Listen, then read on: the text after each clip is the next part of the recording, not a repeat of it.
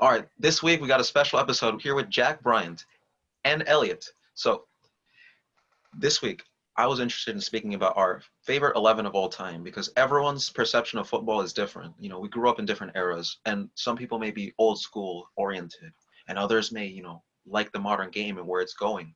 And so I decided with Elliot, obviously to bring on Jack, to come up with an 11 that is unique and tailored to our liking. And so I was just wondering who wants to go first. Like, I can go first if you guys want.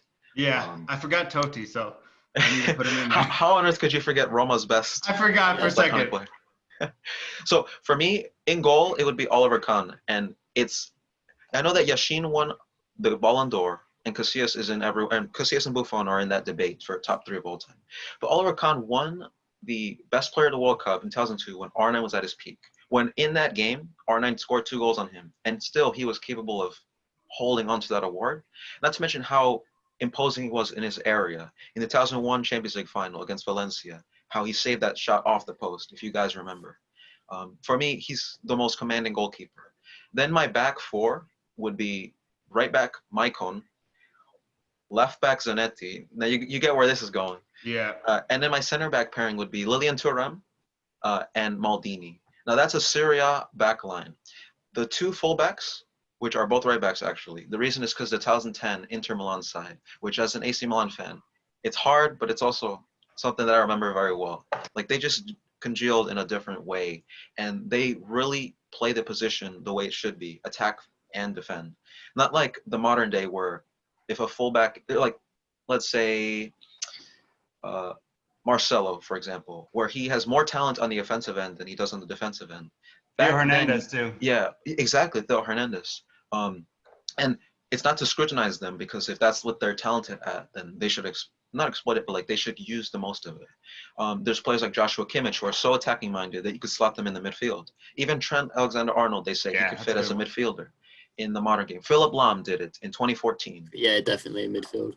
Yeah, and so if I can have players that can kind of do that, but also play their natural position as right back, or in Zanetti's case, left back, then I'll go for that. For Turam, like this guy blew me away because Zlatan said he's one of the hardest center backs he ever faced after Maldini, which is why he's the other center back I've got. And it's just that Syria, early 2000s, all the way into the early 2010s when it started to deteriorate with the rise of the Spanish and German teams. That was what I learned defending was all about, and that's why those Champions League games and ties were low scoring. It's only in the modern era that you see a Manchester City 6, Monaco 6 kind of thing, or a Borussia Dortmund 8, and then Legia Warsaw 4, those kind of score lines. Yeah. Back then, a 1-0 aggregate, the 2016 Champions League semifinal between Real Madrid and Manchester City was like the only game in the modern era that I've seen where it ends 1-0 in the whole tie. Like, very tight. Defensive masterclass or slash lackluster offense on both ends, but Yeah. a lot less goals were scored back in the day. In defensive mid, I mean, I say it all the time, like Lothar Matthäus is everyone's favorite DM or box to box, but for me, Frank Rijkaard is the epitome of that AC Milan treble-winning team of the late 1980s with Hullet and Van Basten. But I'd have him sitting as a defensive mid, just because he can play center back, he can play anywhere within the defensive side of the midfield, and he can play even sweeper sometimes, as he did for Ajax when I believe they won the Champions League in 1995 with Patrick Kluivert and that young squad. Yep. Yeah, and then since Elliot and I were saying before how everyone includes Messi, Ronaldo in their all-time 11, I Yeah. decided to go for the old school ones. Pele left wing, Maradona right wing. It goes without saying. Yeah, and then at center attacking mid, Zinedine Zidane, because honestly, when people think of football as just being the stats-driven sport, and you sit them to watch Zinedine Zidane, their evaluation of him really tells you a lot about what they know about the sport. Because what I used to think of Zidane as a kid and what I think about him now are completely different. I was like, he scored a penalty in the final. He scored. That makes him a good player. No, like he could have never scored a goal in his whole career. But you watch him play and you realize he's one of the best players that ever graced the sport. And he honestly opened the door for midfielders to get a little bit more credit. Like there would have never been this drive or narrative from Iniesta to win a Ballon d'Or in 2010. Is Zidane had one already done it, and two, like transformed the position to be more glorified than just a facilitator, another player on the roster. And so center forward, Johan Cruyff, he's one of the pioneers of that new style of football. And then striker, oh my God, everyone's going to say Ronaldo Nazario or Cristiano Ronaldo or Eusebio, but Gerd Muller is that guy that my dad always talks about because this guy defined a World Cup 1974. And when I made that Messi video, by the way, the 91 goals in a calendar year, I wanted to know what record, who held it before him? Why did it matter and why did it stand so long? Why did it take one of the best players of all time, which, we'll get into later, Jack. Why did it take Messi to break that record? And then I see he's just got this natural fox in the box instincts for scoring goals. So that squad in a 4-4-2, I think would be elite. Do you have a bench? Do you want to do subs? If I were to come up with them off the You top don't of my have to give head, context. You can just name them too. Let's see. Quick fire, yeah. Yeah, quick fire. All right. Ronaldo Nazario, Eusebio, and then let's see. I'd need 2 midfielders and a defender. If I had to pick one defender, it'd be Puyol. I guess that goes without saying. Yeah. And then the 2 midfielders, Xavi and Iniesta. Screw it. 3 Spanish players in there. Elliot, I already failed. I said I wouldn't include any Spanish players.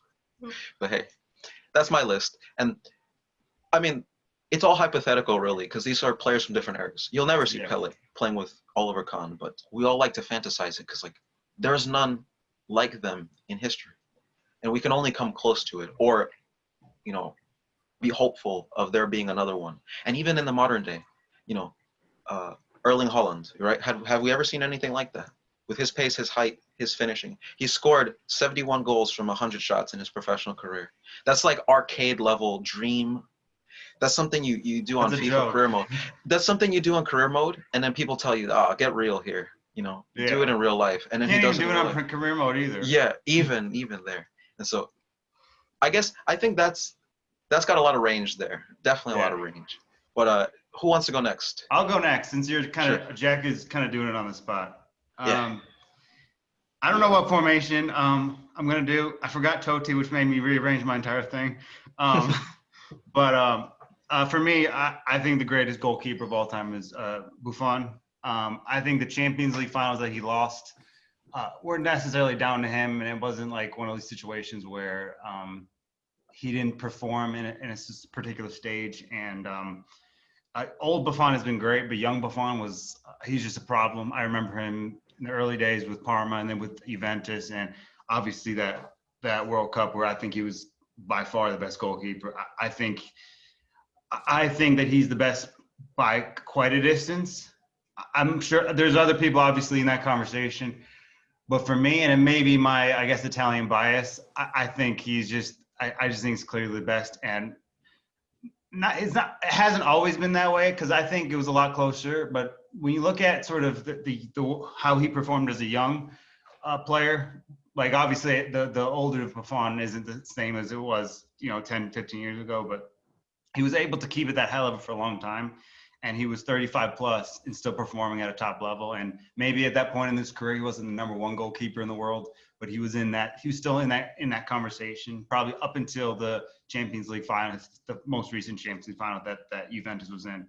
So for me, got to go with Buffon. So I have Cafu, AC Milan legend, one with Brazil, one with Roma. He was incredible. Getting to watch him, not live, but getting to watch him with Roma at the beginning when I was a kid was really special. I just wish we would have been able to keep hold of it a bit longer. But I just think he was great. I'm not necessarily saying he's the greatest defender of all time, but I think he's certainly in that, maybe not even in the conversation, but in the tier below that conversation. I think he was fantastic. I got Maldini, the greatest defender to ever exist, whoever will exist, in my opinion.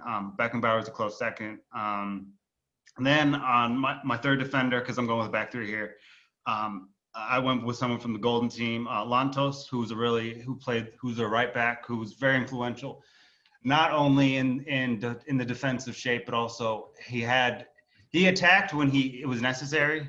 So he could, in the modern day, he would have been more like I felt like Theo Hernandez or Trent Alexander-Arnold, something like that. But I just really appreciate, because that whole golden team was really surrounded by the one guy with Puskás, obviously. But I think he's someone that was really outstanding during that time period, especially in the England game. I just feel like he kind of goes under the radar because it was basically about the galloping major, and everyone else kind of was a shot show because of how great he was. Then in my midfield, I have, or however you want to put it, I have Cruyff. Cruyff is my favorite footballer of all time. I learned so much more about football by, learning about him and the impact he had, and reading the several books that he's been involved in. And, I just think he was the most magical human, on earth. And I'm only saying that because Messi's not from this earth. So I would go Cruyff. I have, just like you, I have Zidane. Wasn't the sexiest player, didn't score a bunch of goals, but was just majestic. 98 against Brazil was the first World Cup match, actually my first football match I ever saw. So that obviously really sticks out for me. On the left, I have Valentino Mazzola, who was basically the superstar from the Granada Torino team, which to me I think is one of the greatest teams ever.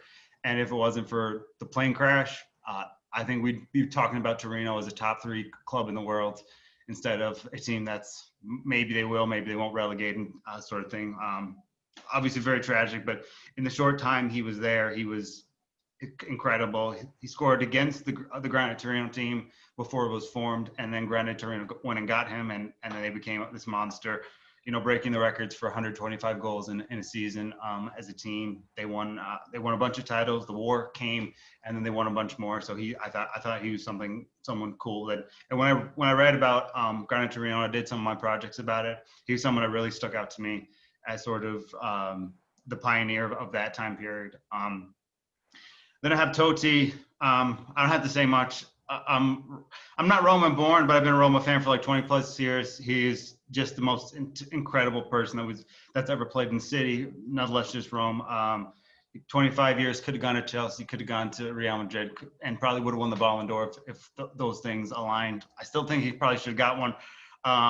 The exit when he retired, I was really emotional. I remember that match very well. But it was just such a pleasure getting to watch him for all those years. Even if there were bad years, it was always, you always had a chance because you had Totti. Even though there were teams that were more talented, but he was just special. Then I have Maradona, obviously, who just passed away. Never one of my favorite players until I guess the last 5 years. But in tribute to him, I wanted to put him on this list just because he was, again, I'm using kind of the same words here, but magical, amazing, all these things. And then, of course, my 2 strikers up top, I have, in my opinion, the most complete goal scorer of all time in Puskás and Kovac. Kozis, his right-hand man, the Granada Torino, or not Granada, the Golden Team front 2. I think if the two of them had played together in the modern day, I'm not saying it'd be Messi or Ronaldo, but it could be very close to that, except they played on the same team during that time period. If that happened in real life, they would break, I think, every goal-scoring record possible. Let's see, my bench, I'll take, some of these are just going to sound strange. I'll take Edin Dzeko. I told the story 100 times. I basically, when he was at Wolfsburg, I wanted him to come to Rome. I never thought he would. And then he came and obviously broke all these records. I'm going to take Iniesta. Absolutely incredible. Just a magician in the midfield. I'll take Marco van Basten. I think he had 226 goals and only played till he was like 30. If he had played a longer period of time, it is quite possible that he could have been the greatest player of all time. I'm going to go with Zanetti, just because I have Maldini in there. I need another defender really to help me out a little bit. And I thought I'm pretty sure I don't know Higgs' exact age, but he was in his 40s when they had won that Champions League, and it was largely influential in the late years. And obviously, best advice just for you, James. The guy who I always mention about the Golden Team that I feel like doesn't get the respect, Nandor Hidegkuti, who didn't play for the big teams in Hungary during that time period, but still was he was basically the cutting edge of the attack. And without his role in the Golden Team, they're not as successful and they're not as dominant. And so the way he was able to disguise himself in the formation and basically allowing him to be by himself, and especially in the England game where he was basically unmarked. In that game, he had a hat trick, and I think even though he never played for a huge, massive team like the other two who played for Barcelona and Real Madrid, I feel like he could have. I just feel like it just wasn't in the cards for him in that time period. And I think he's probably one of the most underrated players, like from that team. He never gets talked about, but he's like one of these guys who, he's like the best. I always call him the best player you never heard of. So My question is, my team. if you could see a Haraguchi today, would he be valuable, or would he just be used? Like, you know what I mean? Like, has he remained timeless in football history, or is it the kind of style that we don't see anymore? And the reason I mention that is because, like, for example, Isco or James Rodriguez, the reason they didn't crack in Real Madrid, the way they should have, was because the number 10 was being shifted out from that 4-2-3-1 in Mourinho's with Ozil to a 4-4-2 and an eventual 4-3-3, where the number 10 doesn't exist. It's two midfielders with the defensive mid who acts as a box-to-box sometimes. Yeah. So would Haraguchi, what system would he work in, and do we have one nowadays, or at least someone who can compare to him? I mean, I think he'd fit into any formation where you have two strikers and someone like right behind, like just underneath. I think any formation with that sort of setup would probably work. But he was explosive in multiple ways. So it wasn't just the fact that he was able to disguise himself in the formation. If he was undisguised, he still would have been a problem. So it's not that one formation or the other would work. I think he would still be great in this modern day. He could have played, in the big clubs, but at that time, that wasn't really an option based on some of the stuff that was going on in Hungary at the time. And all, but again, I just think he's the one who seems to get lost in all this. He was so important to the other two that sort of made things tick for that team. But you can't go whatever it was 4 or 5 years unbeaten with just those two, because there's other parts that are I guess pieces to the puzzle.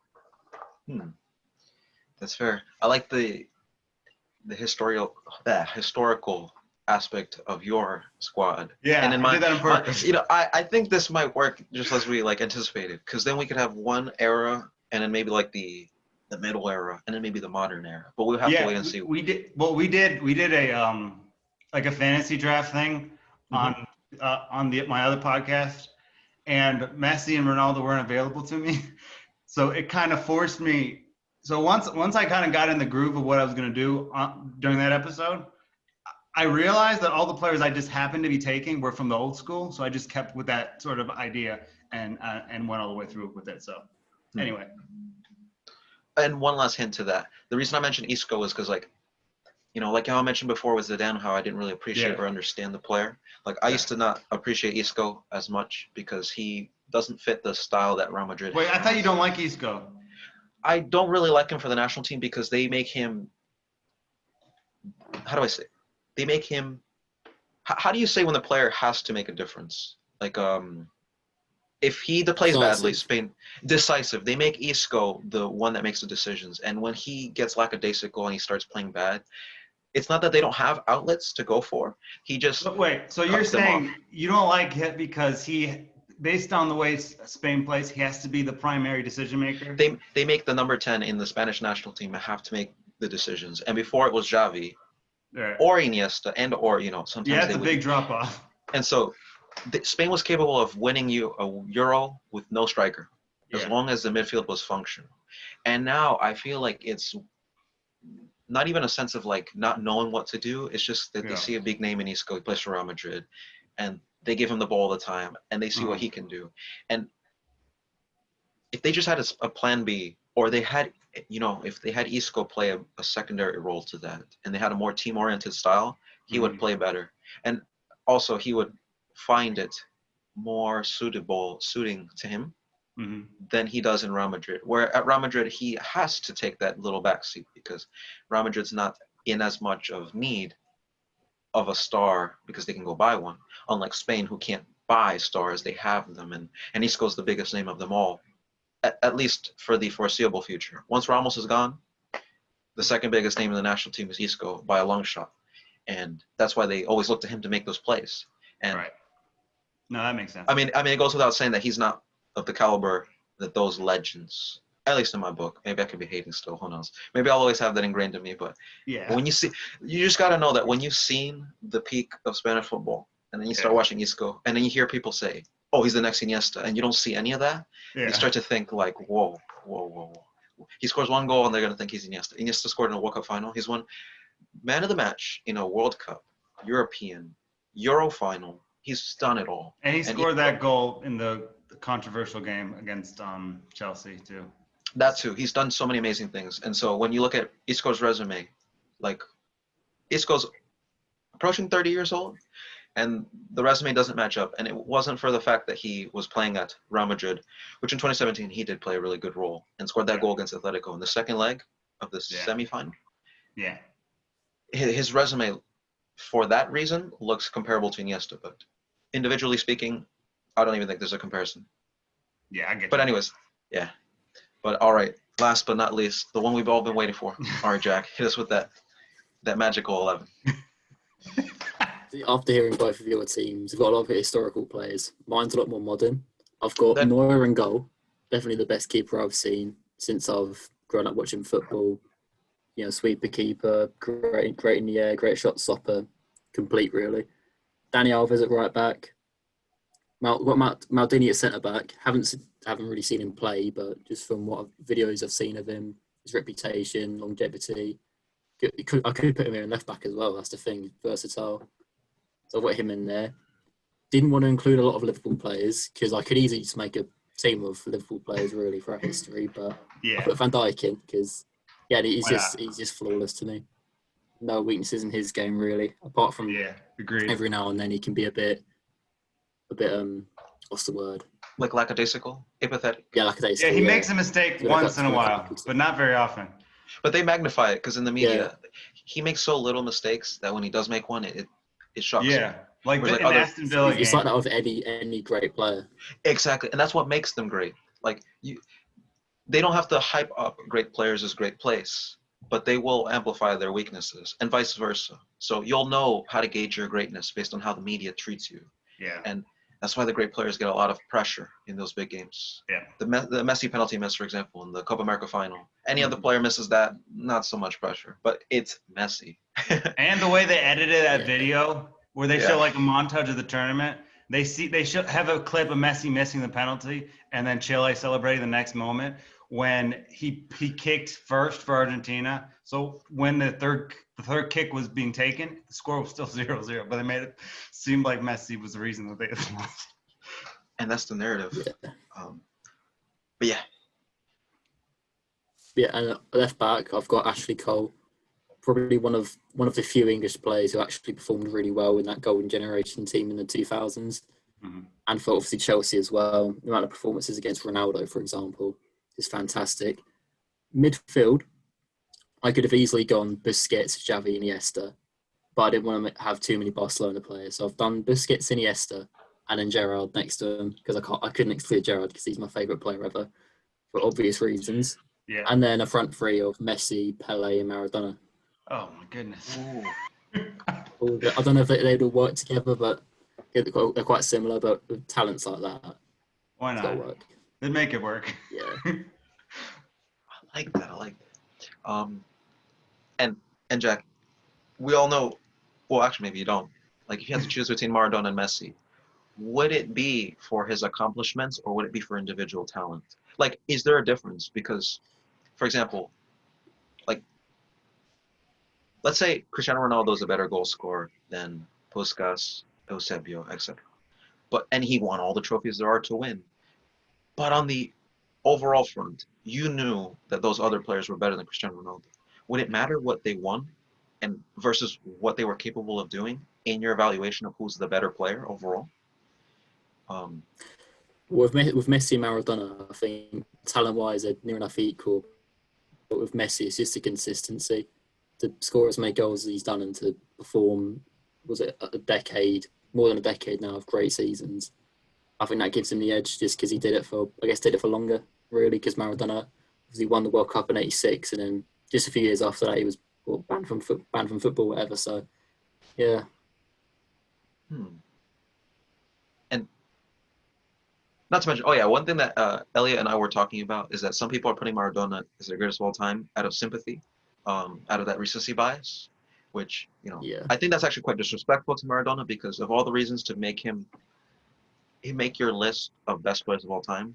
It shouldn't be for that. It should be for a genuine reason, And so I see that he makes your all-time favorite 11. Is that, and especially as an England fan, that must mean a lot because he did something catastrophic against England. Yeah, which I mean, a everyone lot knows. of English fans get annoyed about that, but Yeah. it was 14 years before I was born, so I don't really care that much. Unlike a lot of older people, if you're over the age of 30 or 40, I get it, but for me, it doesn't make a difference. Yeah, like I said last week, that was awful, as clearly it is. But I think the Luis Suarez one against Ghana is almost as bad as that, just because if he doesn't stick his hand in there, they don't advance. And the Maradona goal, I mean, that didn't happen in like the 90th minute in a tie game. They won anyways, but it wasn't because of that moment. So I don't know. That's just me though. Exactly. And also the cheek of Maradona to be able to try it and pull it off. Like, do people never realize that it's not like it was handed to him or a rebound goal or like it came off his hand by accident. This was like premeditated genius. Yeah. But don't get me wrong, Elliot, if it happens against Spain, I would never include him in my top 5. Top 50. So or top million. But yeah, and what formation would you be running, Jack? Is that a 4-3-3? That's a 4-3-3, yeah. So pretty standard for the defensive midfield, but the attack's just free roaming, go wherever you want. We could have 2 players on the left side and overload that area depending on who you're against, really. Because that's a free-flowing attack. You got one righty in Pele, and then 2 left-footed, interchangeable players in Maradona and Messi. Yeah. Which as I always told Elliot, it's like a print preview. Like if you never saw Maradona, you got Messi. Yeah. Or vice versa. If you had already seen the greatness of Maradona, with Messi, you'd expect a lot because you're witnessing almost like a reincarnation of that left-footed. It's number 10 attacking midfielder from Argentina. Destiny. And a lot of people actually thought that of Dybala, but no, like the specialness of Messi to hold that role of the heir to Maradona is what put so much pressure on him. And hey, now that we have someone who appreciates Messi as much as I do, right, Elliot? Because every podcast I mention him, it's almost like, at that time of day, mention Messi. I was always wondering, let's say you were discussing with someone who's like vehemently against facts, and they only judge players on like the eye test. What would be what moment did Messi strike you as the best player of all time? Because for me, it was the goal against Neuer, the second one in the 2015 Champions League semifinal, where he does Boateng and then chips it over him with his right foot. If you remember, the one where I think Martin Tyler's like, it's Messi, Yeah. I don't know, but I think it is like absolutely world class. I think that's what he says, and that'd be the same for me that moment because Boateng was at the time top 3 centre backs in the world. I think, or arguably the best. Neuer was the best keeper in the world, and then you've got someone making a fool out of both of them. So, yeah, that's definitely probably the moment for me where I realised I'm not going to see a player better than that for a long time, if ever, really. Right. And so, my question is like when something like that happens, and someone is still just not convinced that Messi is the best player, one of the best players of all time. Is there even any other point arguing, or do you think that kind of like hard-headedness and argument can't be? Hold on, James. Let me jump in. Like, answer that too. But if you were going to explain to somebody who doesn't watch football why Messi is the best ever, what would be your best, I guess, argument for that? I'm just curious. Yeah, I think if you're looking at an attacking player, you're looking at goal scoring, passing / creative play, and then dribbling. And you can have a top 3 for each of players in history. And Messi is definitely in the top 3 of all of them.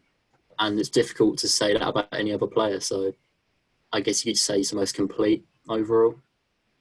Not in the sense that he's the tallest or even the quickest, but in terms of talent, I'd say. I don't know if I've worded that right, but... I get what you're saying, though. Yeah. for me, Yeah. like he overloads his resume with like the case for greatest of all time because 2010, oh sorry, 2010, 2012, the 91 goals in 69 games for me is one of those. All right, you didn't think I could do it, so I'm gonna do it kind of thing. Yeah. Where it's like, unfortunately, they didn't win the Champions League that year, which coming from a Real Madrid fan must sound crazy, but hey, like when you look back, having that on his resume would have been even nicer. But still, he was capable of winning the Ballon d'Or based on his individual greatness. So sometimes I feel like Messi's capable of doing even more on the individual front, but he sets himself a little back in order to give the team what it really needs. And he started to drop back more in the later years of his career to help Barcelona more. Whereas Cristiano Ronaldo, um, if what his team really needed was his goal scoring, yes, he would show up. But would he be as capable of doing the same thing as Messi? You know, I always wondered if it was because he wasn't capable of doing it, or because Real Madrid didn't want that or need that out of him. So, like, do you think that Messi dropping back is something that Barcelona needed, or do you think it's just something that Messi, like, it suits him and the way he plays more than it suits Ronaldo and the way he plays? Yeah, Barcelona needed it, but the problem is when you drop Messi back, there's a lack of options up front as well. Like right now, obviously, Braithwaite, he scored a few goals recently, but he's nowhere near the quality you need for them up top. So if they, obviously, if they had players like, even just similar to Xavi and Iniesta in midfield, Messi wouldn't need to drop back. I think it's just a case of them not having great enough players now, so he's sort of forced into it.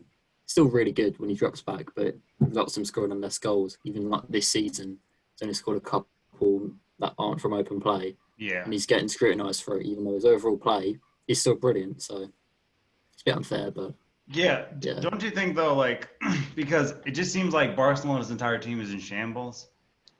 Wouldn't it? I don't know. It's hard to say, but couldn't you make the argument that just from an offensive perspective that he should be primarily focusing on, I guess, the goal scoring and the attacking part than dropping back? Because I don't know. I just see the results, and I'm not totally sure what the answer to this is, but it just seems like something's not clicking, and maybe that goes into it. yeah, I think he should be the main man up front. Really, I don't know. I think if again, if they had better midfielders, they wouldn't need to. But ideally, he's in the on the right or up front any game. Hmm. And do you think that there's like okay, so if finances were eliminated from the equation, who do you think would be the suitable options to help him and facilitate him in the midfield? Because for me, I always thought OR was like I one was of those just I players, was I was just thinking that. Yeah, right? I was like, why on when I saw that game against Juventus and then the one against Manchester City, in my head I was like, they only want 50 million. You know, who's not gonna pay the 50 million? I didn't think of COVID and how finances have dipped and how teams can't actually afford that anymore. But this guy can dribble with both feet, and he's a workhorse. He's relentless. Like maybe not Andy Robertson level, but this guy is a true midfielder. Like he's a little battery in the midfield. And yeah. Barcelona, I don't know if Rakitic was ever that for them, but like a player who doesn't have to be the most technically gifted, but could just do that dirty work for you. I feel like how could a team like Barcelona not need that? Especially with De Jong, who is technically gifted and savvy, and he's got like Yeah, what but I with him, he's just from my point of view, I think he's just a talent at this point. hmm, He still doesn't have he doesn't have everything together yet.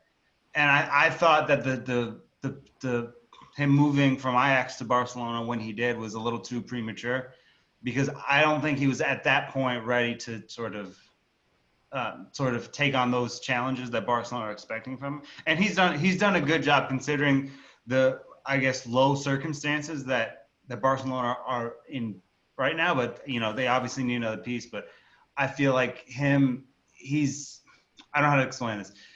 He's a good piece, but you still kind of don't know what you have with him, other than the fact that he's really talented. but I like him. I really I appreciate him do too, but because again, it's just you just want to see a little bit more from him. yeah. And again, that partly could contribute to the fact that I think he made that move before he probably should have. But I feel like every player makes that move before they should have. So it could be just reflective of the situation as well. But Elliot and Jack, like, how could you see more out of a Frankie De Jong? Like more passes, more goals. Like his role. I don't really know how to come out more. Like the same actually with Pogba sometimes, where it's like goals out of him are like extra. If he can score your goals, that's great. But his Yeah. game shouldn't be judged primarily based on what he does on No, the score sheet. just real quick. Mhm. I'm not saying that I want him to adjust the way he plays. Mhm. It's just this thing. It's like the intangibles, which is the thing is, when you see it. I know he has it. I just want to see that again. I say this all the time, but that's something extra, and I know he has it in him. I just don't think he's tapped into that part of his potential yet.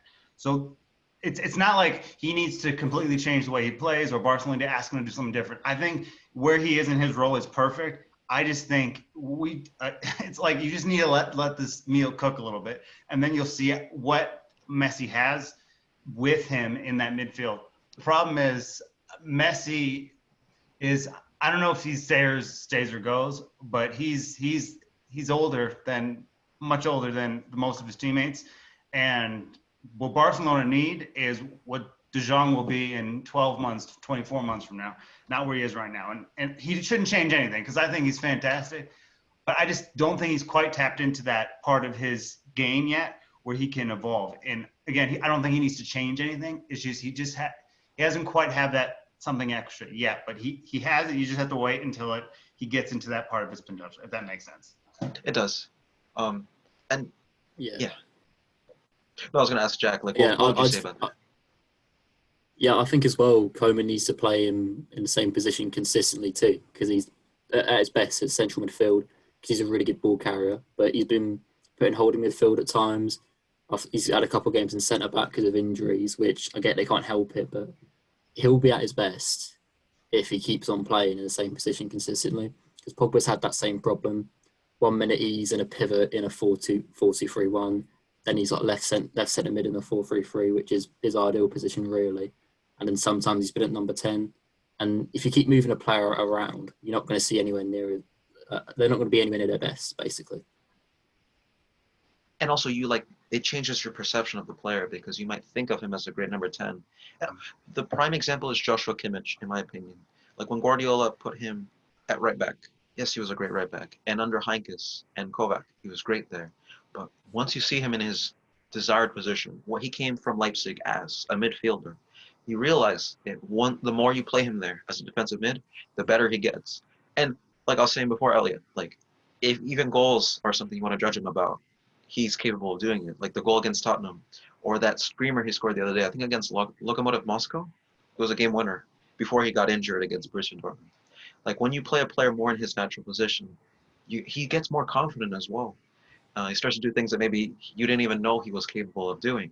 But when you're not in your natural position, you might not have the confidence to be able to try those things because you don't want to lose your spot on the team, for example. And so, as you mentioned, Elliot, how Messi's much older. And by the way, when you ask if he's staying or going, like in the next month, I think we might know that decision based on like when the transfer window opens. Because Barcelona Yeah, don't want to lose their best player ever I for think free. I don't know what I think actually.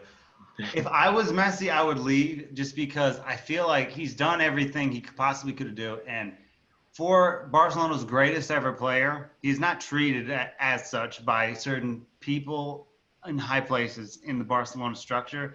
So if I'm Messi, I think about leaving, but at the same time, you built such a legacy there. And if Messi were to win a La Liga title with the team he has, it doesn't seem he's doing it this year, but it would do so much more for his legacy. And I don't know if Messi thinks about that, but that's just the way I think about it because obviously it's clear he's in a bad situation and he probably should move on. He could go to Man City, maybe not, maybe he stays. Those seem to be the only realistic options on the table, but it really depends on whether he wants the legacy bonus, which I don't think he needs because I think he's overwhelmingly probably the best. I would guess a little over half of the football world would agree with that statement. But again, it depends what he wants. If he wants the legacy upgrade, then he'll stay. If he wants to go improve that he can do it on a rain night in Stoke, then he can go to Man City. But I don't know. It's hard to say whether or not he'll go. It's just like it's anybody's guess.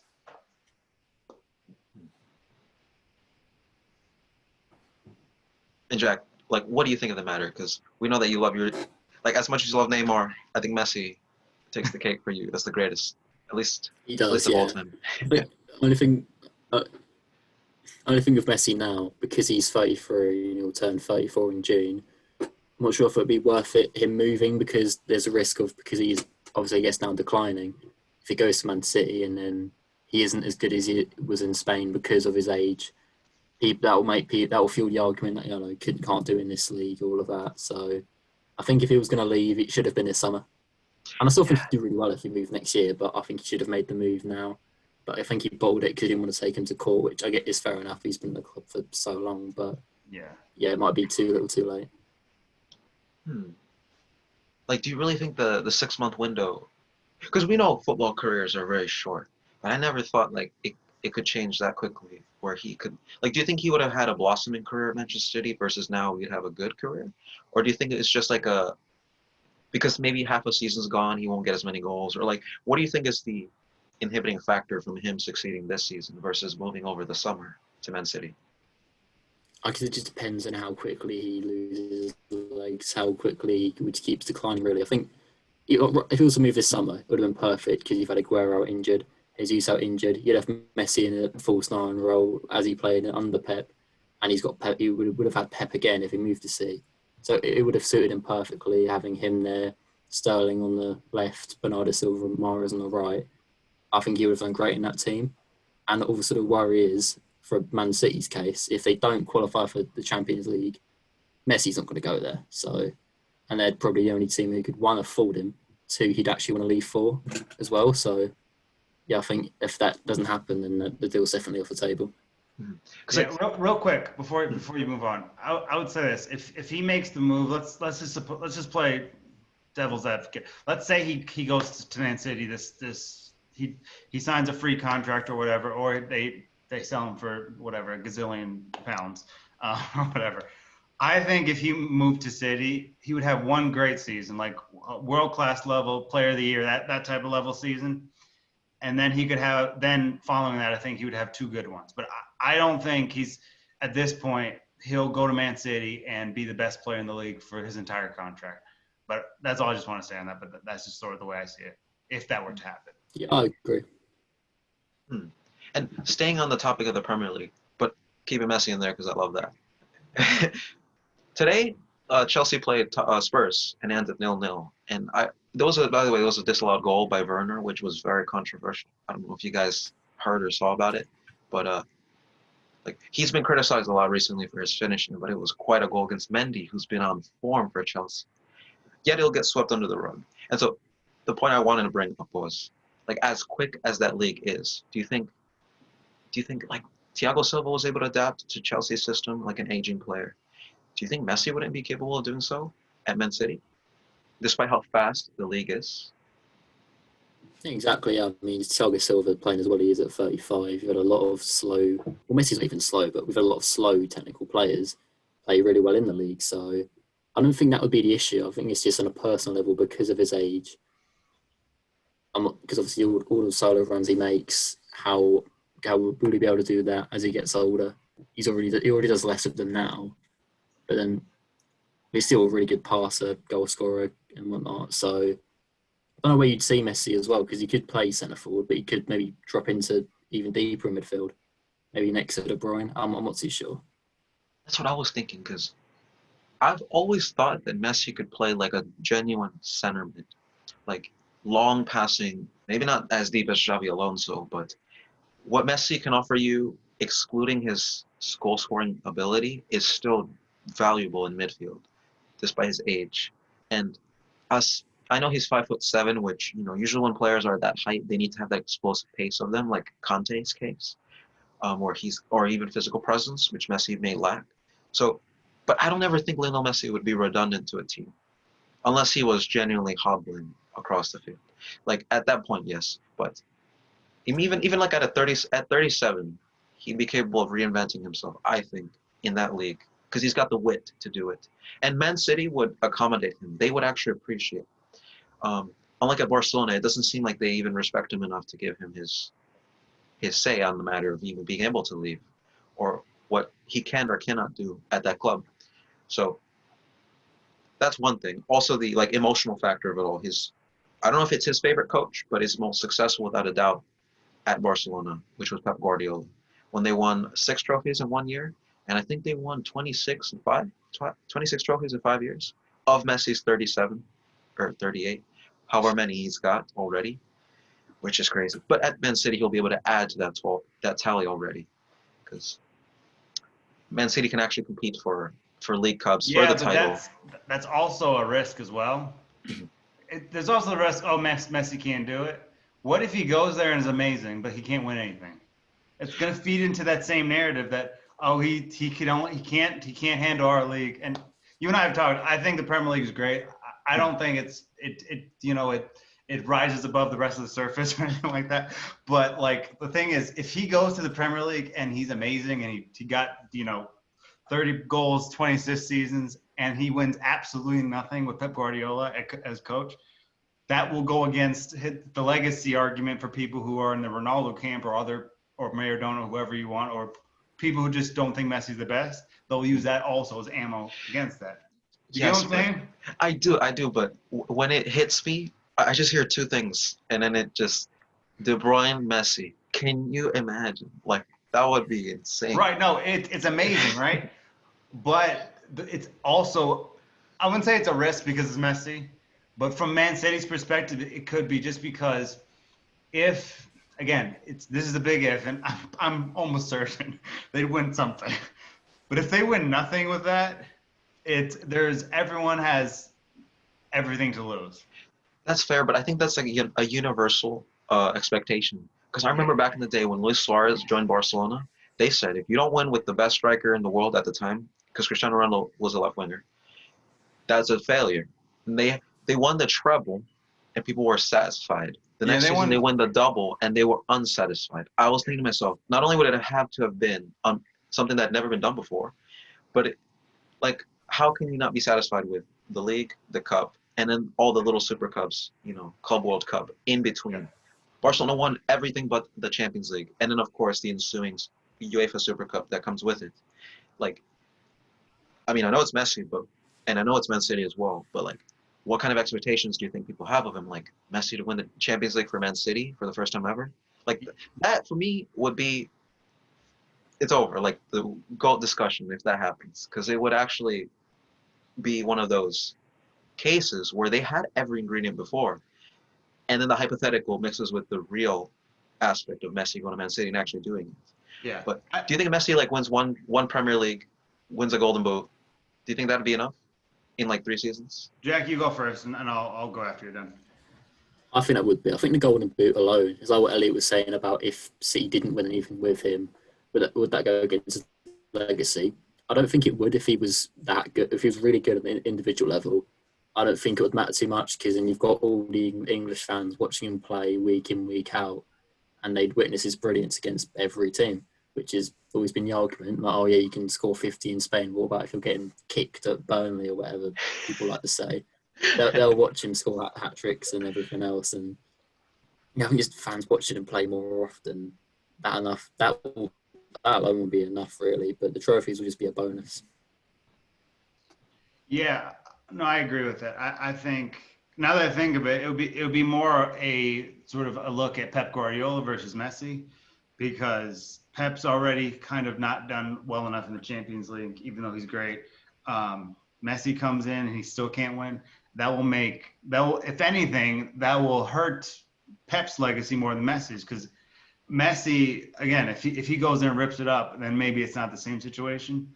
But I feel like if he made that move, it could be kind of like the Cristiano move to Juventus, just because when he went to Juventus, it wasn't to win the Scudetto or the Coppa Italia, which they had won consecutively, back to back doubles, and then the year that he got there, they didn't win the Coppa Italia, but that's a whole nother issue. But the expectation of him going to Juventus was winning the Champions League.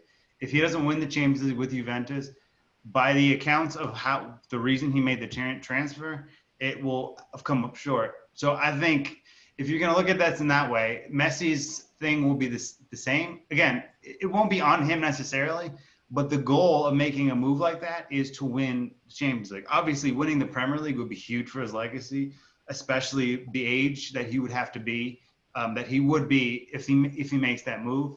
But again, I think they're gonna have that. The expectation will be the same for Ronaldo's move to Juventus, because both of them going into these situations, the expectation is because of their involvement, they're included to this team. Now they should be winning the Champions League with, whatever. But I think the Champions League is sort of I wouldn't say the qualification, but it will be what is expected of Messi if he makes that move. And as we mentioned before, like the absence of Van Dijk and Aguero being injured, all these little factors that play into it all. They're really making the Premier League predictions. Like, they're throwing them all out the window. No one knows who's going to win the league. But Jack, bias aside, because we know Liverpool are a contender, even with a few injuries here and there. Who do you think has got what it takes to win this Premier League? If the league were decided on how on the player or teams' form is right now, and this were to carry out, hypothetically speaking, who do you think's got the best case for a Premier League champion come the end of the season? I still think us. I think it'd be us or Tottenham. I know Chelsea are up there too, but I can just see them dropping off. Not really too sure. It's not really too sure why. I've just got a hunch. But with us and the Spurs, I think we'd have the edge purely because all of our players have already done it, whereas none of their players have. I think that know-how. I mean, we saw it in the Champions League final in 2019 because we were in the final the year before. We outclassed and we won in the final 2-0. That would be the same like that in a title race. I think we'd get the edge from experience. So I think that's how it'll be anyway. But on form right now, I'd say everybody matches up to how it's looked. And the Jota Firmino debate, like I saw his goal, I think it was today or yesterday, but he's saving them. I mean, that's just from the outside looking in. Like, that's generally what it looks like, because they could be in a way worse situation. Because that's one thing that people don't consider over the course of a season. Like, that little survival period, I guess, in which you've got injuries, because every team goes through them. Aguero, for as great as he has been, if people don't remember his injuries, they are missing a chunk of what his contribution or lack thereof to Man City's success was. And so this is probably the first time I've seen that Liverpool are genuinely in a crisis for injuries. And yet they're still getting results. And I don't know if other teams, because I haven't seen it, are capable of matching Liverpool's survival Winning intangibles. ability. Yeah, winning intangibles. Me and James always talk about this. It's all teams like Liverpool. You get victories in games you play poorly. Not recent Juventus, but the last several years of Juventus, same thing. Allegri's Juventus, they would play in really tough games. They would play horrible, but they get the result. And I think that's what I kind of see with this Liverpool team. And I don't think Spurs have that mental advantage in that sense. Unless before the Spurs game, Robertson says something about where we've already won the game. And then Atletico Madrid 2.0. But if nothing like that happens where they're giving advantages to Mourinho, then I feel like Spurs are going to drop points eventually. I just feel like they don't have that thing that Liverpool has. And Liverpool has the experience, but they also have players who've gone through things. And it's not just the victories and stuff like that. It's also some of the comebacks that they've been a part of.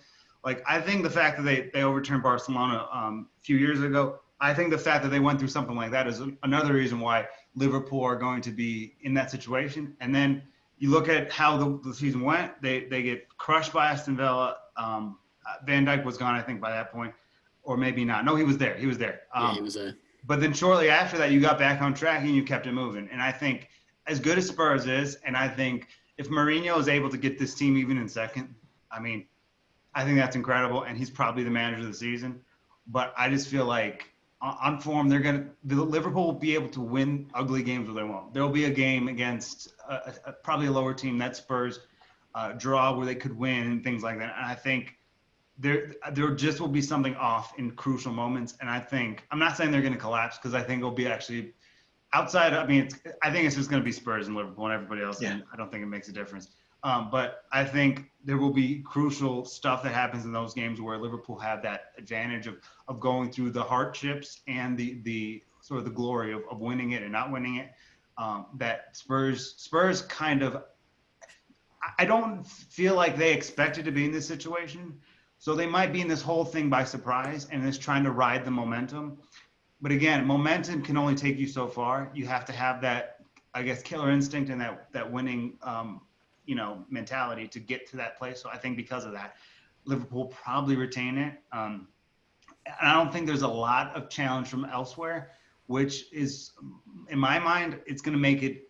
It's not going to be easy to retain a title, but it'll make it simpler than it could have been, because all they seem to have to worry about at this point is Spurs. And if they can just beat Spurs on winning intangibles and form, I think they'll probably end up winning it again. If there were like 4 or 5 or 3 different teams even going after those two, then maybe it's a different situation, because Liverpool would feel they need to pick up these points consistently. And that draw against Brighton would be way worse than it actually was. And because of all the things I just laid out, I think that's kind of a reason why Liverpool have the advantage here, at least psychologically. And you bring up a good point psychologically, because they could have collapsed many times. Like this Liverpool team, if you lose, I thought Real Madrid had it bad when they lost the 2010 La Liga with 96 points to Guardiola's 99. But Liverpool lost it 97, and they were 1 point shy. And John Stones clearance. Real quick, they had 97 points. They lose the league by one point, and then they lose to a Champions League final. Look what happens. They go back to the Champions League final, regardless of the circumstances. If Ajax makes the final, I don't know if it's the same result, but they win that after losing. Then they get second place to Man City, and that must have eaten them alive, because the next year they were just they were on, everything was pushed forward, and they probably could have got more points, but it doesn't matter, because I felt the league was over really quickly. And then teams like Man City, who had given them so much problem the year before that, don't have the same. And I felt like that ate them alive, and they just went with the flow and ended up getting into those situations. And once they went running, I think it was game over. I don't necessarily think that this Liverpool side was the best ever of Liverpool, or even one of the greatest Premier League sides, but I genuinely think losing the final in the Champions League under really weird circumstances, and then losing the year where they had 97 points. If those two things don't happen, I'm not sure Liverpool necessarily has the same success, because there would be, if they win the Champions League, they're going to go into the next season with just a tad bit of arrogance because they're the European champions. If they win the Premier League, they're going the same way, and I feel like they would take their eye off the ball and it might collapse. But the fact that they went through those two things is why they've been successful, in my opinion. And I just want to add one thing. I get this vibe out of Liverpool. It reminds me of MSN, where it's like the team enjoys playing with each other, and they respect their manager, and they like being there. Because after that 97-point season as runner-ups, you could have been demoralized and said, I did all I could. Let's go somewhere else. Let's go to Barcelona. Mane touted to Real Madrid every week for a good month. None of that broke apart. I don't even think they lost a single player, if I'm not wrong. No, I'm actually surprised Salah didn't bolt. I thought he was. I didn't think he was gonna. I didn't think he was gonna immediately leave after that one season. I thought, though, after a couple, he would go to Real Madrid or Barcelona or Bayern or somebody. It just seemed like he's the type of player that those clubs are interested in, and I'm sure there have been, and I'm sure Liverpool just said, "Go away," in terms of bids. Yeah. So the fact that they kept everyone together was a big part of it as well. And Jack, it must feel great. Like Liverpool actually have an imposing presence in the market, in global branding, in terms of, like, you might not think of Real Madrid as your first option now. You might be a young up-and-coming player and think to yourself, I want to go play for Liverpool, the best team in the world. Like, these are things that genuinely players are thinking right now. And what a statement it would be if you could see it materialize in like a Kylian Mbappe or João Felix or, Elliot, your favorite player, huh? Like Haaland. That would be nothing in Manchester United, Manchester City, or a rival could tell you would refute that, because if intelligent, world-class players with finances, marketing, reputation on the line are willing to make that move, it must be an attractive proposition, not just for now, but for the future. And I don't even think Liverpool need those players. But do you think? Oh, but it's more attractive than Real Madrid and Barcelona right now. Right now, yeah. And do you think that's something that Liverpool are capable of doing? Like, do you like hopeful, like Christmas list level thinking aside, do you think Liverpool are capable of attracting those players? We're capable of attracting them, that's for sure. I think they definitely look at our success in the last couple of years and how we're doing now and think they want to be a part of that team. But the thing is with us, we don't spend a lot of money. And when we do, it's because we sell, but we're still sell to buy. Like this summer, the Thiago deal took so long because we were waiting to sell Brian Brewster for 20 odd mil. We were selling Lovren, could get some more players with the wages. We don't really have a lot of money still. Like the fact that we've done this business as smart as we have and have still been as successful as we have, it's quite crazy, really. It's just down to really good management from Klopp and from everyone else above. Michael Edwards, the sporting director. It's just been brilliant, top to bottom. Hmm. And like, I don't know how much you know about the finances, but like the Coutinho deal, do you still think it has like those lingering effects still today, or do you think all those funds have been well invested? Because generally speaking, Van Dijk and Ellison were gifted from Barcelona if you really think about it. And Yeah, Elliot, you pretty can much. you can like add to that. Like, do you think that the Alisson transfer from Roma to Liverpool was Okay. the deciding I'll speak on this real quick. I just want to touch on one last point, though. Sure. Hold on. Where was I going with this? All right. Okay. So I think you talk about Mbappe, Felix, and Holland. If they sign like I don't think they're going to sign any of them in honesty, but the Mbappe one, which seems most Liverpool fans are keep telling me that it's going to happen. Like there's no way. It won't. But that's the point I want to make here is I think a signing like that actually would be not it would everyone will think Champions League. We're in the dynasty. I don't think that's the dynasty signing. I want to get into that in a second. But like bringing in Mbappe, I think would disrupt the rhythm that they have with Salah, Mane, and Firmino. I know Firmino doesn't score a whole bunch, but he does an awful lot. And people always make the phrase defensive striker. Who cares? His importance to that team is so vital. Even when they were linked to like Werner from last year, many people that I talked to weren't sure that they would feel comfortable with him starting where Firmino was playing. So that's the first point. Making a sign like that makes sense it kind of makes sense in terms. It doesn't really make sense in terms of like fantasy football, like what Chelsea is doing right now. Then sure, but in actuality, in terms of winning and points, I don't think that makes sense because there will be Mbappe's going to want to play every game, so that means Firmino's not going to be stuck on the bench, or somebody else is going to be stuck.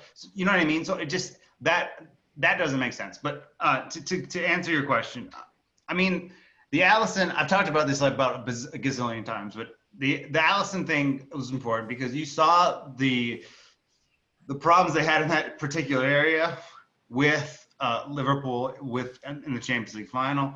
And when I saw the Champions League final and that happened, it was tearing me up inside because I knew what was coming because the Alisson stuff kind of cooled off. At that point in time, Alisson, I mean, he was interested, but he wasn't interested. You know what I mean? He wanted to win, but at the same time, he wanted also he wasn't sure that he wanted to make that move. Alisson tells a story where he went to basically, I'm sure he loves Liverpool now, but at the time he went there because he wanted to win something. And he felt that Liverpool offered him the best chance to win. Not because he wanted to like leave Roma or there wasn't any formal of get me out of here sort of situation. Salah, it was different, so when that happened, I knew it was coming. And they paid the king ransom for him. I don't regret Roma taking that offer because when you get offered 75 million for a goalkeeper, you got to take it because no one in the right, like in 20 years ago, no one's even offering like more than like 40 for a goalkeeper. And they were putting 75 on the table. We had to take it, no choice. But that was so influential just in terms of Liverpool. And even in the Barcelona game where it's unlike the Roma game where he didn't have a lot to do because we just pounded Barcelona. Barcelona was in that game quite a bit, and Alisson made some key saves in big games. And then you look at different games, and then you look in games where they didn't have Alisson and they had another goalkeeper instead, and you see what happened. Mo Salah, obviously, incredible. I didn't like the way he left, and I'm going to continue to say that. I did not like the way he left. I I thought it was insensitive on the timing of his request. I don't have a problem with his request of leaving. It was just it was just the timing of after Totti retired and what he meant for the whole city. Just wait a week and then do it. Don't do it the next day. That's all I'm saying. But those two in particular, I think reset what Liverpool could expect. Because when Klopp came in, there was just a lot of problems. They had Benteke, who was their record signing from the year before, which sounds crazy. And then, he got rid of all these players, brought in these players, got some bargain deals, but also spent big on Alisson, Van Dijk, and not big, but semi-big on Salah. And all those three just seem to be so important. So I think just from their own perspective, I can talk about this in any way I want, but like just in terms of Liverpool, those things seem to be required for them to reach that level. And I don't know if they're the same. If you take Salah out of the equation and it's just Mane and Firmino. Firmino would score more goals, but his role would be a lot different. So I feel like those two transfers in particular, I think really took Liverpool to a place where I thought that most people would not expect they would get to where they are. And a large part of that is the business that they did with Roma. So hopefully down the line, they'll have a player that we're interested in. They'll cut us a deal. And Jack, I have an additional question. One player that just sprung to mind that was expensive was Naby Keita.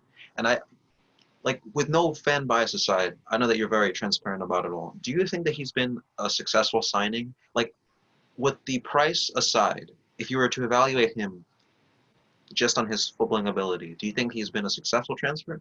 Or is there more for him to give? As a player, when he has played, he's been good. Sometimes great. He's like a midfielder we didn't have before. A quite good technical player, good ball carrier as well. Most of our other midfielders, bar Thiago, or sort of like more pressing kind of midfielders, more about pace and power, if you know what I mean.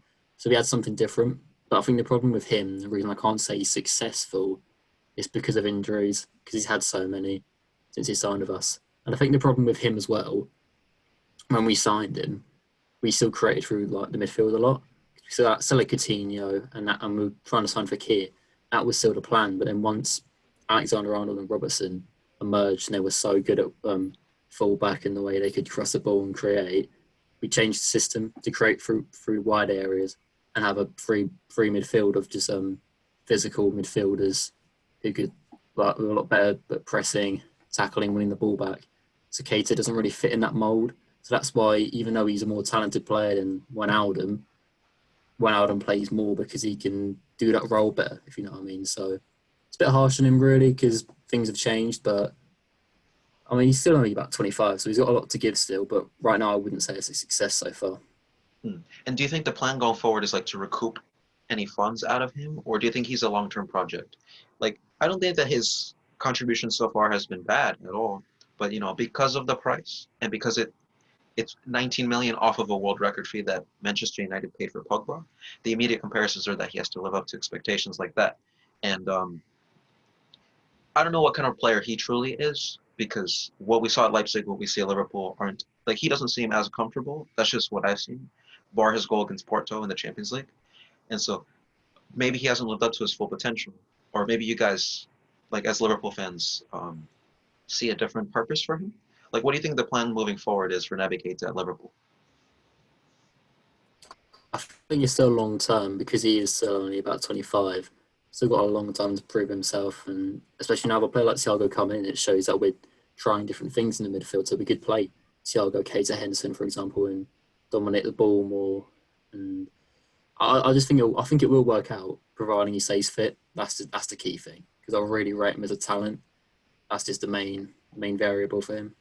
And you guys still have Oxlade-Chamberlain, right? Yeah.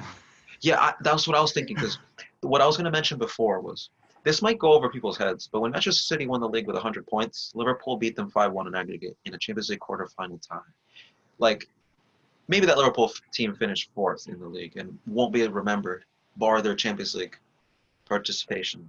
But that set the dynasty, the fire alight for them. Because then the next season, even though they didn't win the league, they had glimpses. They honestly were Premier League champions until Sané scored that goal. Because once that went in, the whole dynamic of the league changed, really. and people started to doubt Liverpool. They were undefeated until January, which I don't think had happened in like since the Invincibles or since like Chelsea had that brilliant season under Mourinho in their first year where they only lost one game. So they Well, had that early. in fairness, also, like, the only reason they didn't win the league the year that Man City won it is because Man City beat them in the second game.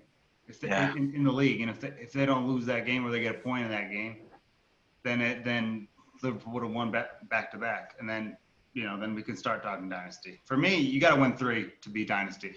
But I get where I get the where you're going with this, but yeah, for sure. Well, I feel like due to their age and due to the still like promise that they have, not to mention the fact that it's not like Liverpool, like how Croatia had that aging squad in the World Cup where they had to go full gung ho, you got to win now kind of thing. Obviously. It's not like Liverpool have 34-year-old strikers and aging goalkeepers. No, they're young. They're really young. Their path is to dynasty, but Yeah. I think if winning a double shouldn't be declared as a dynasty, because you can say that there are certain teams that have won 2 in a row, or some other teams that, like, you wouldn't call Klopp's Dortmund a dynasty because they only won 2. You'd have to, for me, and I think, don't get me wrong, I think Liverpool are capable of it, but I feel like they need to win this year and not necessarily next year. But if they won 3 out of 4, then I think you can go in that direction, and I think they will potentially do that. But but again, they're on the path for dynasty because of the age of everybody. And I think that's the important thing to highlight here. But they just need a little bit more to sort of earn that elite status if we're just talking about in the general sense. Fair. But who is on path to dynasty? It's Bayern Munich. And when Liverpool played them in 2019, that just threw all my football knowledge out the window. I honestly, when I knew Anfield was going to be a tough game, that game played out to my full expectations. But the second one, away goal, like Bayern only scored an own goal in that tie. Like Liverpool owned them. I don't know if that would happen again this time. But Jack, do you think at full strength we'd see anywhere near that kind of domination from Liverpool, or do you think Bayern have matured and they came back stronger? And like, are they your primary threat in the Champions League, in the later knockout stages? I think they are. Definitely. If I was to, well, I think they're the favourites to win it still, even without Thiago. They're still a brilliant team. I'm not sure if I'd have us as second, but of any team we could play against, they're the one team where we're definitely underdogs against, if you know what I mean. I'll back them to win it again. They look amazing. I have something to add on that, actually.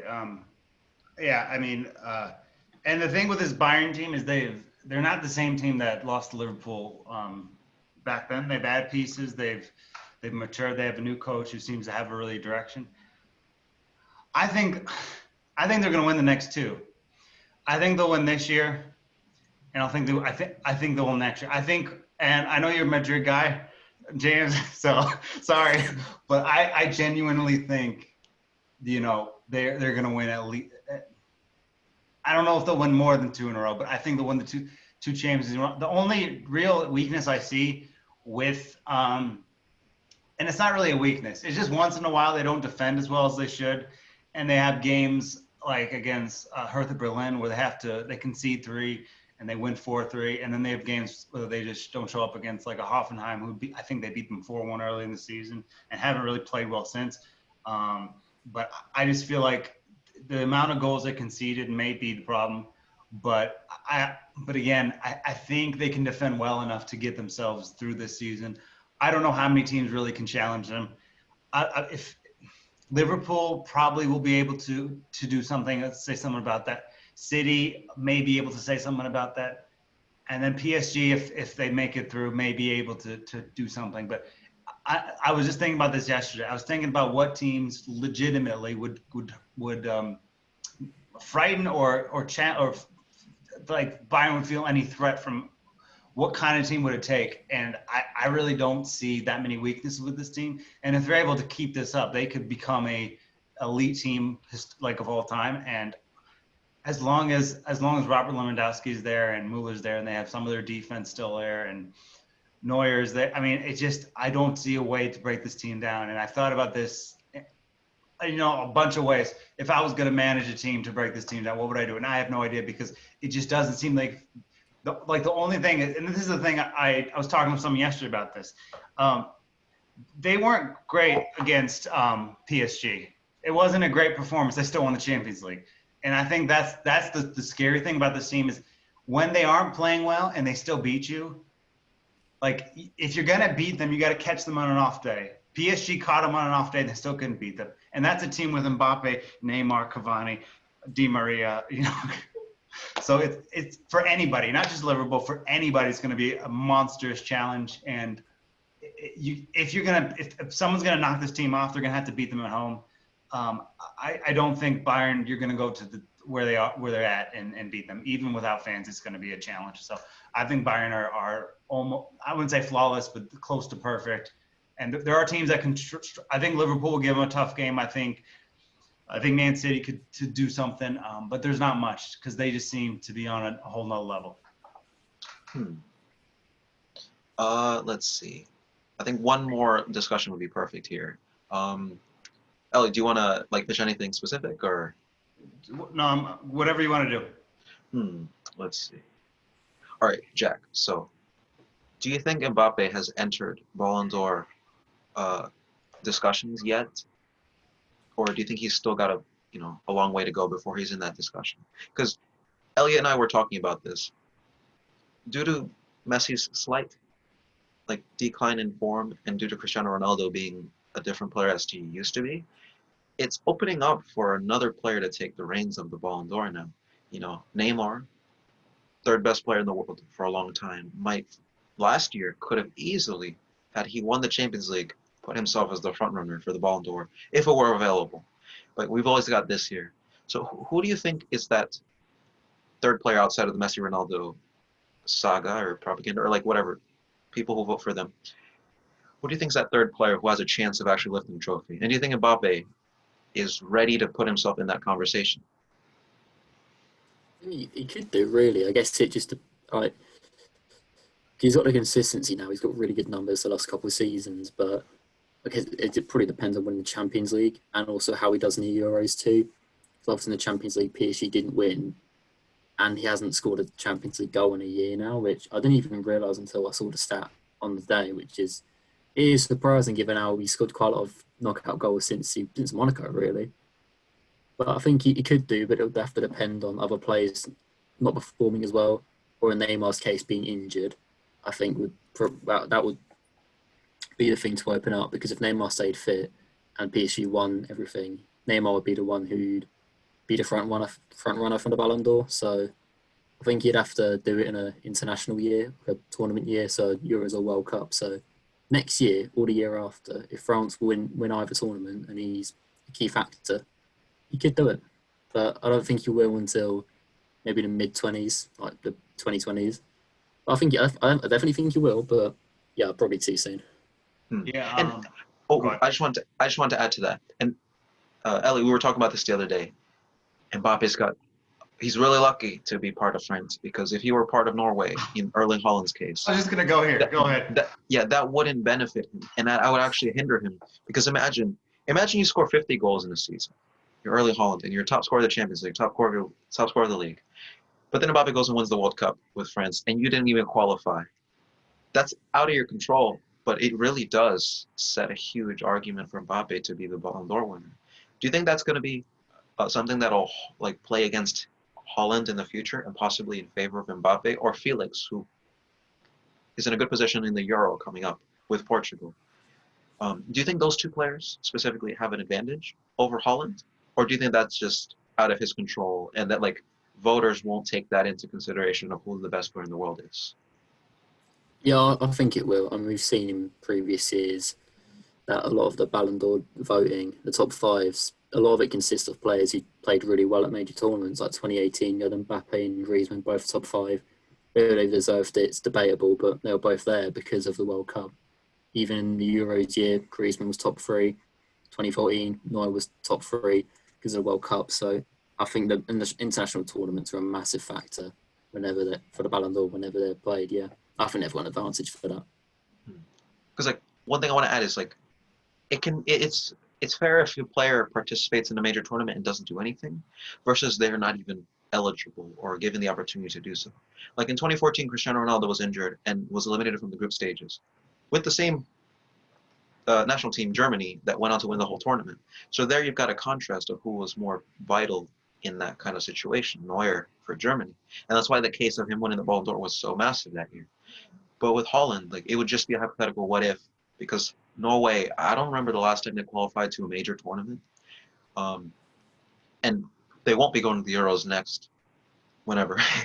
So that's something that plays against him. He like we will never be able to see him in that kind of situation. Same thing with Giggs, and until Euro 2016, it would have been the same with Gareth Bale.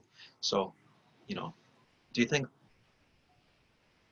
it's massive, or do you think it's just there and like a factor of many factors? Yeah, I think a factor of many factors. It's not huge, but again, it's definitely there. It's definitely there, and it could have an effect. But yeah, as you said, it's not a huge one. And also, just to end off on like a genuine thought that I had Can today. I respond to the Mbappe thing real quick? And I actually have one more question to back in regarding to Mbappe. Just Sure. real quick here. Sure. I get what you guys are saying. I think Mbappe, just from a talent perspective, is world class. One of the most talented players we've seen in his age group. I think he'll be voted in the top 3 a lot. I'm not trying to be a hater. I'm not sure that he'll ever win one, just because. And you can say that Holland won't make a tournament, and Mbappe can light it on fire. But this is my thing with Mbappe, and I think and we've talked about this. I don't know what the criteria is. We need to know what the criteria is, because sometimes a player wins the Champions League and isn't doing anything in the summer, and they still win it. So I don't think that necessarily. Maybe it'll be in his favor, but I think that Mbappe, if Mbappe wins it, that's not enough for me. I think he should be the reason why you're winning it. So he needs to be the guy driving that train. So for example, if Holland or Felix has an incredible season where they're scoring goals like crazy, Atletico wins the Champions League and the league, Dortmund does things that they dethrone Bayern, and Holland wins the everything, but he's not the World Cup or the Euros or whatever or the case may be. That's one thing. But if Mbappe is kind of there, he's an important piece, but he's not the piece.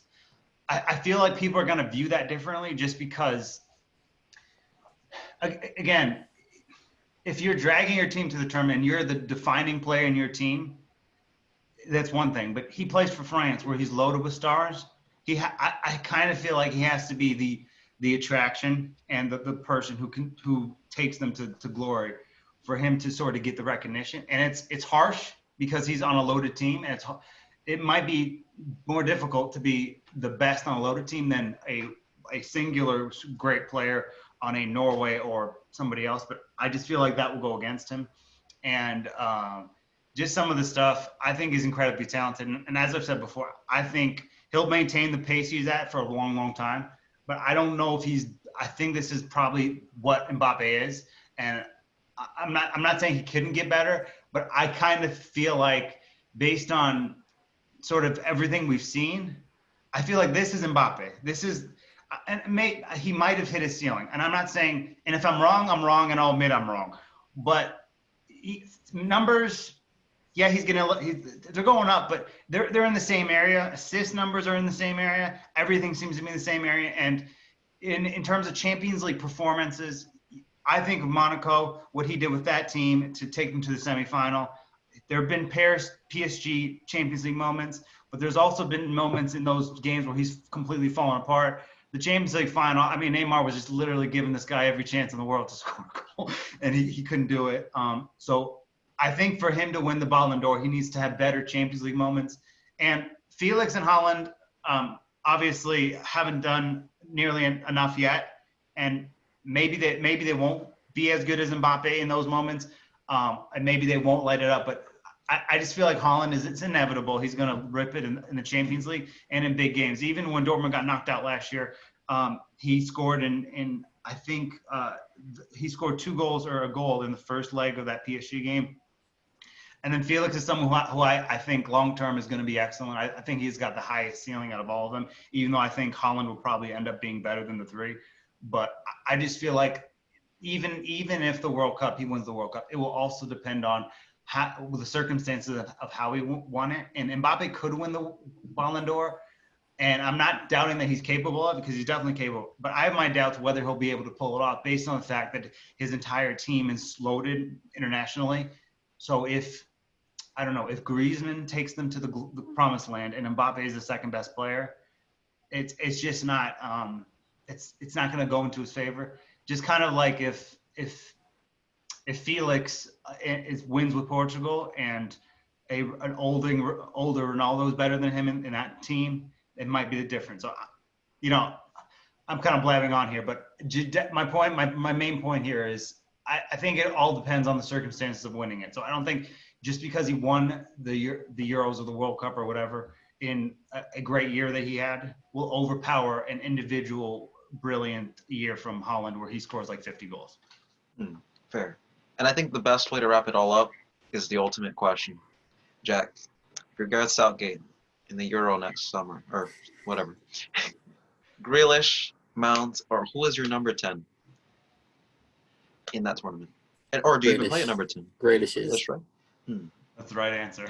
Grealish. I think we could still play both of them, though. I wouldn't have Mount in my preferred 11, but I mean, the last couple of games have shown that we can do it. My midfield would ideally be Rice, Henderson, and Grealish, I think. Because you got that mix of roles, experience, and then what they offer you in terms of creativity. I can't wait to see that, because England are always that kind of spanner in the works, where it's like you don't know if they're gonna have a great tournament. I'll be honest, and I like you, Jack. I don't think they're that good. I think they have great individual players like Arnold and a lot of the Liverpool ones, and then they have Grealish, and I like Rice, and but as a team, I just don't know what they're gonna be, because Gareth Southgate's the manager, and I feel like he'll do something stupid like leave Grealish at home. But so I just feeling for this team in this tournament, maybe the round of 16. And I'm not trying to be a bad guy here, but it's just like, I don't know. They should get through the group. It depends on how much legs they have against Croatia. They'll get through the group for sure. But I think those quarterfinals may be the furthest they can go, just because I think they have the great individuals, and this is the difference with some of the other things. I don't know if they have the chemistry required to really make that big run where some of the other teams who may be less talented maybe have a little bit more connectivity on that. And Jack, like the true last point, because we've been rolling for a while here. One case that here in the United States that a lot of my Mexican friends tell me is that, we had to face Brazil in the round of 16, and that's why we didn't make the 5th game of the World Cup. Do you think that that's like a valid excuse for England fans if they face a juggernaut in the first knockout round of the Euros? Or do you think England should consider themselves a juggernaut and have no excuses and just face whoever they face? France, that's pretty much, or the Netherlands, Portugal, Belgium, yeah. Do you think England can fancy their chances? You have that mentality for sure. I wouldn't class us as a juggernaut at all, to be honest. But that's the thing, because with the Euro groups, no matter whether we finish first or second or however it works, we're going to play either France, Portugal, or Germany. So we're going to be put in that situation regardless. So they'll have to prove it, because in years to come, no one's going to remember who we played. They're just going to look at the records and see what this team had. Kane, Sterling, Sancho, the lot, and only reached the last 16. And that looks poor. On paper, it looks poor. So, yeah, definitely need to view ourselves that we could win any game, no matter who it's against, and just hope that we can get to the quarters or semis and even the final. I think that's not the question, but who knows? What's the? I mean, let's just say that the England go out before they should. At that point, would you feel like the FA would make a decision on Southgate not being there going forward? Because I feel like the path to the semifinal last time in the World Cup, I felt like they should have got to the final, and some of the teams that they played along the way were significantly less talented than England. So if they underperform, is Southgate out, I guess? What would need to happen for him to continue to I think it. keep it? Yeah, I think it'll take a lot for him to actually get sacked. I think we'd have to really crash out of the group stages, not just finish like third. We'd have to do really bad. I just feel like he'll stay on regardless. But Yeah. I mean, even right now, even if we do get to the last 16, ideally I'd rather have a tactically better manager than him anyway. So, but no, I don't think he'll get sacked unless we crash out of the group stages and don't win a game. Even if we Do you think come you can win third, with him though? I think we keep him. A tournament, no. Nothing against him. 'Cause All right. I like him obviously, but it's just I don't know what it is, but I just don't think he's got it. You know, I don't think it I is can't either. put my finger on it, but Yeah, but we've always had these conversations, but I just wanted to hear you say it just because. Yeah. I think it's just Yeah. it's like plain and obvious, but it's just like people are afraid to say it. But again, you can have a good team, and to be honest, even if he had like Belgium or France, I still don't think they could win it, just because I don't think he's got the stuff to really lead a team. I can't imagine anyone being inspired by his words. You know what I mean? I'm not gonna he doesn't strike me as someone who I'm gonna run through the wall for. So I don't know. I was just curious. And Jack, you did mention what would be a manager that would make you guys dream of its coming home? right now, my number one's Arsene Wenger. But obviously, I don't think he's not looking for a job at management. I don't think, but he'd be perfect for me. You think Yeah. because of like his player management, like the way he connects with young players, or like there's many facets of Wenger's game. He's a philosopher of the game. Uh, do you think it's because of the history he's always had being linked to that job? Before Sven Goran Eriksson took the job in 2006, I think Wenger was in the running for it. Or maybe 2010. I may be getting it twisted here. Or maybe that was Fabio Capello. But the point is, Wenger has always been linked to the England job because of his connections in the country and because of his obvious bilingualness. And it's just familiarity with the league and how they play and the pace. So I'm just wondering, like, Elliot, I, and you would all have different approaches as to what Wenger can bring to the table. We just want to know, like, what makes England fans want to choose him as their manager? I think everything you said spot on. Obviously, he knows the league, great with young players, bilingual, everything else, and obviously tactically as well. Obviously, winning trophies with Arsenal, the way he's changed the game in England, like attacking football wise, and I just think him with the young players we've got, and even some of the older players, it would work perfectly. Well, the United States, I've also been looking at Arsene Wenger, so that's going to be an interesting one. But which I don't one think he'll he wants. gravitate toward? I don't think Yeah, he wants no, to go to retirement. Yeah, that's fair. But it must be great for him to know that teams still want him and always will. You know how Bayern Munich always want Jupp Heynckes. He'll probably be like 90, and they'll still be like, "Hey, can you come in and help us out?"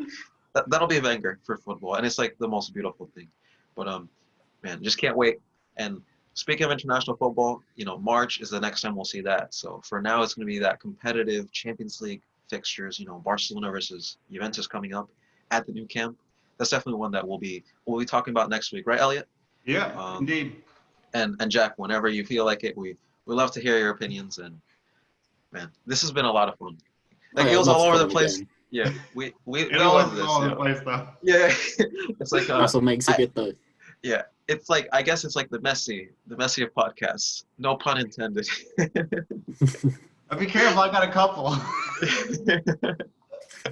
Yeah. But this has been James, Jack, and Elliot for the Football Apex podcast. We'll catch you guys next week.